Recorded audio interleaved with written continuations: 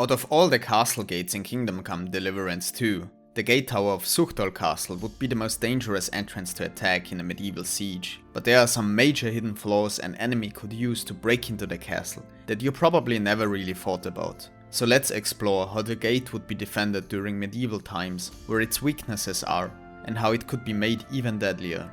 Welcome to Castellum.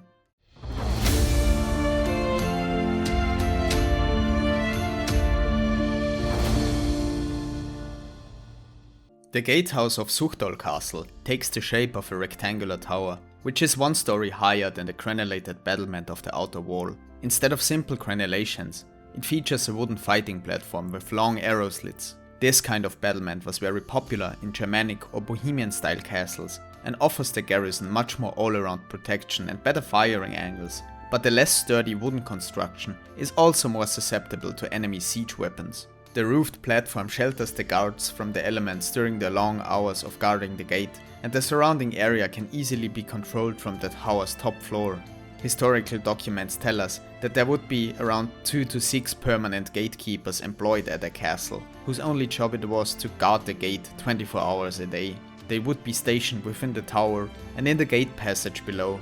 The Gatehouse of Suchdol castle has an elongated shape, which creates plenty of space for guard rooms and necessary storage inside.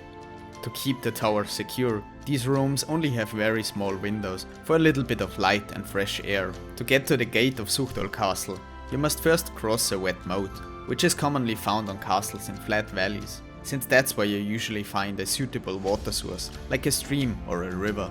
Castles on elevations wouldn't usually have wet moats, but dry moats were very common.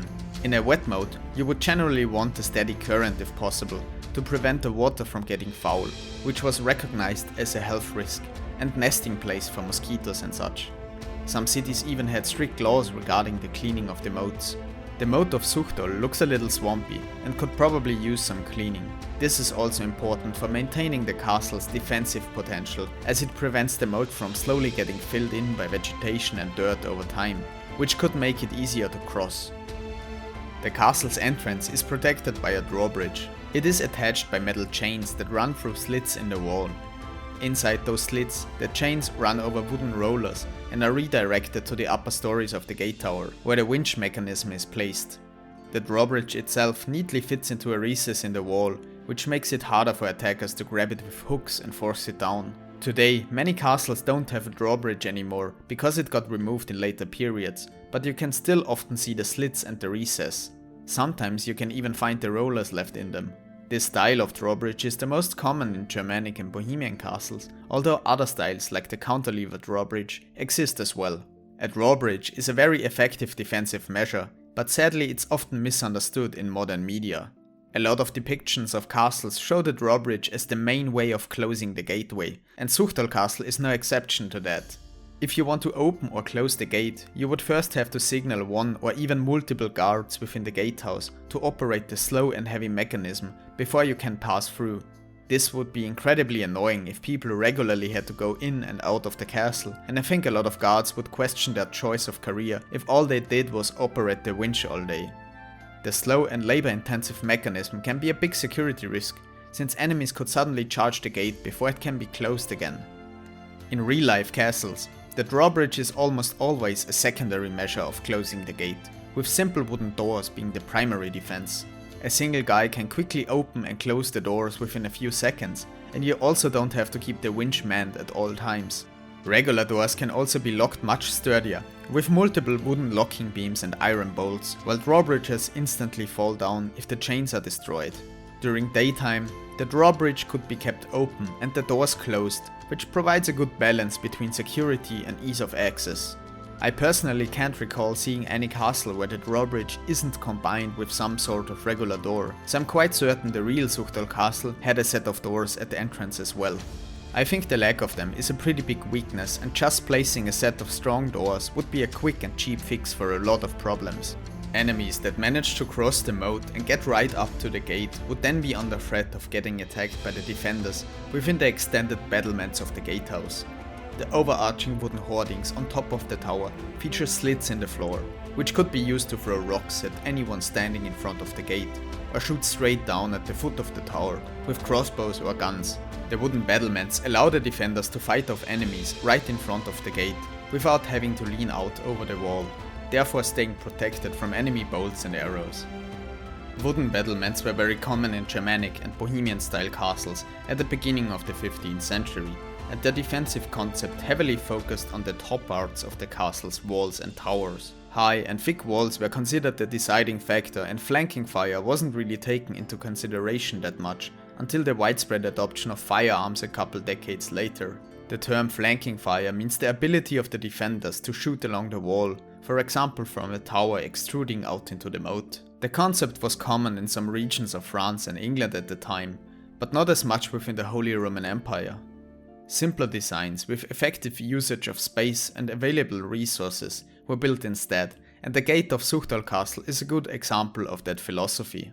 After entering the gatehouse, a relatively long passage lies ahead. The ceiling is made up of strong wooden beams and planks that are quite high up and therefore out of reach for axes and other tools. At the far end of the gateway, there are 3 openings in the ceiling. Those so-called murder holes are meant for defending from enemies trying to break through the inner gate. They can be used to throw down rocks or shoot into the hall with crossbows and guns. If not in use, they were certainly closed with wooden lids to prevent enemies from climbing in or using them to shoot at the defenders themselves. However, they are all located on the far side of the passage, so having one closer to the entrance would probably be a good idea too. While the design of the gate passage is historically accurate, the wooden ceiling could prove to be a problem if an enemy breaches the first gate. They could possibly try to set the beams on fire in order to prevent the garrison from actively defending the gate and force them out of the tower. A vaulted stone ceiling, on the other hand, would greatly reduce the risk of fire and would also provide more structural integrity for the building itself. I think vaulting the passage would be a good investment for the Lord of Suchdol, but it's also significantly more expensive than a simple wooden floor. Since the gateway is rather long, another set of heavy doors could be placed in the middle to separate it into 2 sections. The doors would provide a lot of passive resistance, and placing additional murder holes would allow the defenders to defend each section from above, making the gateway even deadlier than it already is. The far side of the gate passage is fitted with a giant portcullis that can be lowered to block enemies from exiting the gatehouse and entering the courtyard of Suchdol. The massive wooden grate is mounted to the outside of the gatehouse and held in place by wooden beams. This way of mounting the portcullis is quite common, but another way was to place it in a slit within the arched gateway itself. Today, those slits can still often be found on castle gates, even if the portcullis itself is long gone. Mounting it on the outside was less sturdy, since it's only held in place by wooden beams instead of being built into the stone wall directly, but it probably had the advantage of being much easier to install and maintain. A portcullis has the advantage of being a rigid construction that doesn't need any locking beams to be closed. Since locking mechanisms in regular doors usually consist of a couple wooden beams, the entire gate is kept shut by just a few pieces of wood and metal. A solid grate doesn't have those weak points and is therefore extremely resistant to any kind of breaching. They instead get lowered into position by a winch found inside the gatehouse, similar to a drawbridge. However, this also means the portcullis has the same problems as a drawbridge and isn't really suitable for opening and closing constantly. In the game, the portcullis is open during most of the siege and only gets closed at the last second when the drawbridge was already breached. While this could be explained by the defenders trying to reinforce the drawbridge from the inside, I think it's generally a good idea to keep the portcullis closed at all times during a siege, in case there is a sudden breakthrough. By keeping it open too long, you would give the attackers the opportunity to block the portcullis before you can lower it. There is this popular idea that portcullises were used to trap attackers inside the castle gate, but I don't think that's how they were historically used. I will probably do a separate video about that very interesting topic in the future. If an enemy managed to get through the gate and reach the courtyard, the gatehouse would still serve as an imposing defensive structure. The wooden battlements placed over the outside gate are found over the inner gateway as well, and they can be used to attack anyone entering the courtyard through the gateway. The gatehouse itself continues to be a threat to any attackers, even if the gate itself is already breached. The wooden battlements have arrow slits on all sides, and the tower can be used to control access to the walls and the courtyard area, as anyone in reach of the defender's crossbows can be attacked from within the tower. It can also serve as a secure retreat for the garrison, since it has a lot of passive resistance. In order to get into the tower, you have to climb a narrow set of wooden stairs, which can be very difficult if the defenders try to prevent you from that.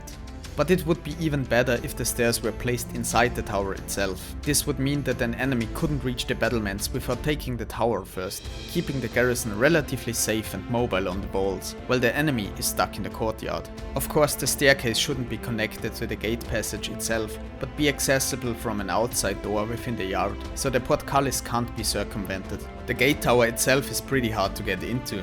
Its windows are way too small for anyone to climb in, and its sturdy doors can be barricaded from the inside. Those rooms are built very securely, since they house the winch mechanism for the drawbridge and the portcullis, and those have to be closely guarded even in peacetime. If an enemy made it that far, the gatehouse and the courtyard are obviously lost, but the garrison can retreat into the keep and continue resistance. But I think the suggested improvements to the gate tower would make it much easier for the garrison to prevent that situation and keep the enemy out of the castle altogether. Most of the changes are relatively low cost as well, so they wouldn't be hard to implement for the castle owner. Some of those elements are pretty likely to have existed in the real Suchdol castle, like the doors behind the drawbridge. So what do you think? Are there any improvements that I didn't mention which would further strengthen Suchdol's gatehouse? Let me know in the comments. If you like my content, please feel free to subscribe so you won't miss my next video on castles and medieval fortifications. If you're interested in the types of castle towers found in Kingdom Come Deliverance 2 or the many different variations of medieval crenellations, you can check out my previous videos. Thank you for watching and see you soon.